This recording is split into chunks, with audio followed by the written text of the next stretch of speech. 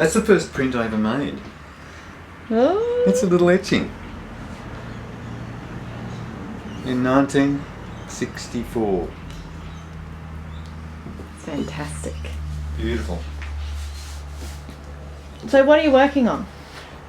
What am I working on now? Well, I'm really working on putting together this show, which is like 50 years of my art activity. That's one show, and the other show is about Oak Boot Press, which is 20 years of making artist books. So that's a little bit of work putting all that together. So I've been looking at early work. I've been looking at a print I made 50 years ago, 1966, which is like an intaglio relief print. And then I've been looking at other ones from the same era. And then later works that I made, the screen prints. So it was a whole series of sort of landscape related prints. And then looking at more recent work like these bigger paintings. But at the same time working on an artist's book about silly dancing. So that's happening. Covers. And putting together, finding old photos of me. Like that's working at Cape Tribulation on the beach with my tent studio. So some of these paintings, there's two little paintings here. They're from when I was an artist in residence in Broken Hill. So I was very intrigued by the landscape and the fact that I could really sense the curvature of the earth, which I hadn't really sensed before, occasionally at the beach.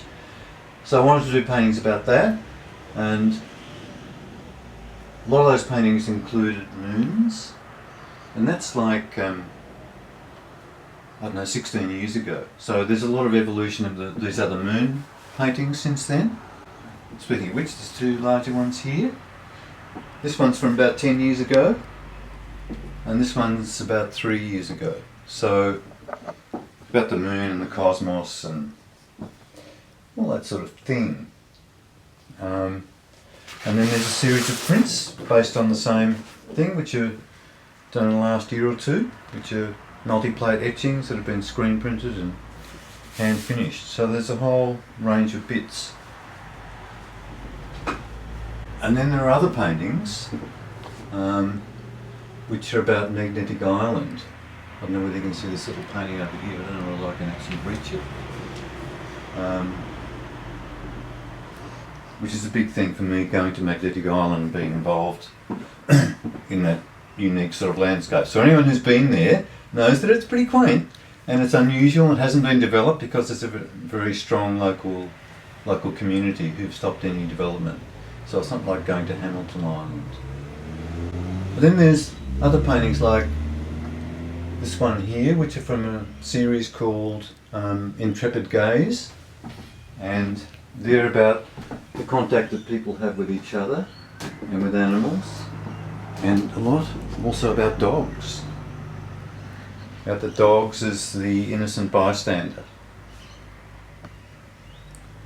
So they've been an interesting series to develop, and that was about 5 or 6 years ago. So this is one little Magnetic Island painting, which is a lot of Magnetic Island's very interesting because Jimmy Cook was going by there. We all know James Cook, and his compass went a bit berserk. So hence it got the name Magnetic Island because they thought it was affecting the compass, which it may have been. So all of these paintings too are about what I remember seeing. They were like ghosts in the water and at dusk, which really stuck in my mind. So there's often these ghostly little figures pop up into the work. And just flashing back, here's another Broken Hill painting, which is an interesting contrast with that. One's about the sea, one's about the land. On the island, Catherine and I go there and we rent a house from the same people every year, and there's studio space for both of us. So I have a space under the house, so it's quite open, but it's got a roof, and it's a great place to work because there's no interruptions. This is a self-portrait. So this is a skateboard work, and it's from last year, but it involves using ceramic heads that I made maybe 20 years ago and recycling them into another work. But the idea is that people can participate, that they're removable bits, and kids in particular, and some adults who are kids, actually like playing with it too, and I don't mind. So there's a please touch sign on it to encourage people to do that, because so much art, it's all too precious, you can't touch it, whereas the idea of this for me is that it is touchable.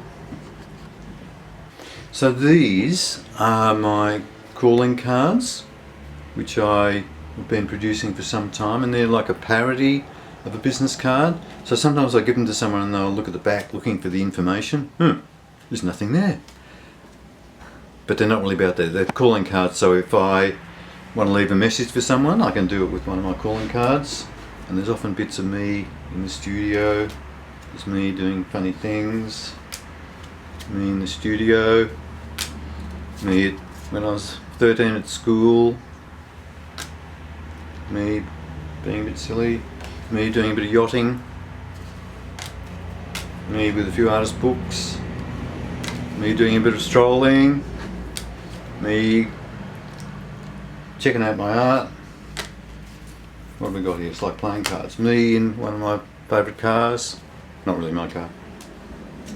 Me with portrait. Another portrait.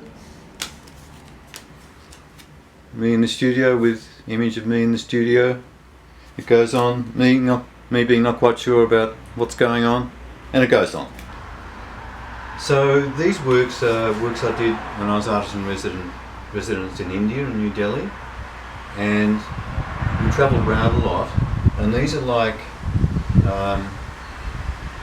reinterpretations of little roadside temples that are everywhere in India, and they're mostly Hindu based. So there's a lot of little components in there. There's what we call the yoni and the lingam, which are sexual symbols, but they're also about eternity. They're quite religious things, and there are dripping taps and insects and all sorts of weird things. So I think I must have made about 40 of those. So there's a dozen here that are going in my servo show. So that was a lot of fun to do, but interesting to put them all together. So these are something I've been working on for about 20 years, which is a series of artist books, some of which are collaborations and some of which are just works that I've done. Secrets of the Sea, this is something that also comes from Magnetic Island.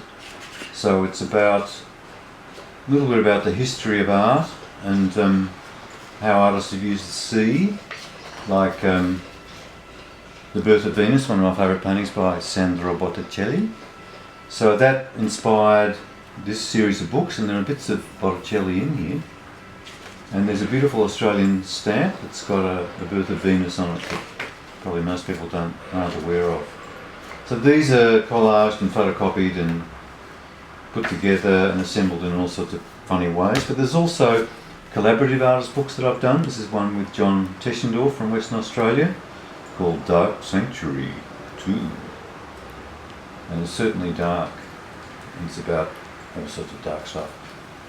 And there's box sets of books. This is called Meaningless and Irrelevant. So it's a book of meaningless stuff. Usually often about a lack of sequence rather than trying to be sequential in an artist book.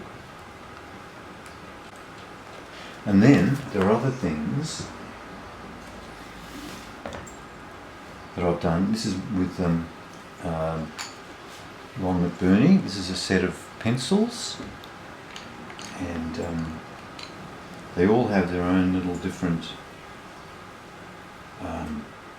titles related to drawing. This is called Draw Me Closer, and there are other ones. Draw Together. So this is a bit of a nonsense thing, to draw a blank. So they each has a different title and they're all different colours and they're pretty cute. So there are funny things like that. There are collaborative concertina books like this with Catherine called Pathways and Temples. And there's a really nice set of artist books that you and I have done together. Yes. That I don't have here because they're down at the drag. And then there's the artist scrapbook, which is a little bit slightly autobiographical, but then in the end not really. Just about stuff I've done over the years. So this is images and text that'll go with my exhibition. Here's me when I was a student. I was about 20, and you'll notice the op art shoes, the painted shoes. And here's me printing pre-beard. Here's me printing post-beard. So this is making etchings here. This is in the early 90s. Images from the sketchbook. There's me in India as artist in residence. Here's me in Barcelona doing my biggest Barcelona books. Note the Oak boots. Here's me being artist in residence at Bundanon, which is Arthur Boyd's estate. Here's me in here working on a painting. And here's my notes, because I'm still working on this. And here's a few vending machine images, a project I did in Melbourne for the art fair with artist Wilma Tobacco for about 4 years. Other things, stuff. There you go.